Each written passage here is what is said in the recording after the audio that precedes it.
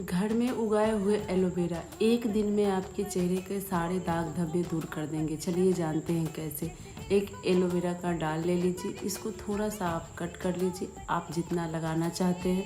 इसे हाथ पैर पे भी लगाया जाता है। इस पर थोड़ी सी एक चुटकी फिटकरी डाल दीजिए और अच्छे से अपने चेहरे की मसाज कीजिए। एक बहन का कमेंट आया था कि मेरे पास फेस पैक लगाने का टाइम नहीं होता है, तो आप इस तरह से 5 मिनट वॉकिंग करते हुए, काम करते हुए भी कर लीजिएगा तो रंगत बदल जाएगी चेहरे की।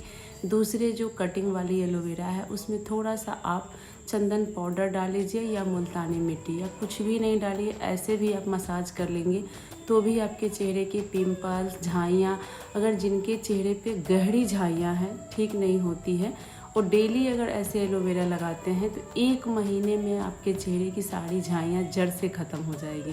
देखिए कैसी ग्लो आई है। वीडियो को लाइक कीजिएगा, चैनल को ज़रूर सब्सक्राइब कीजिए।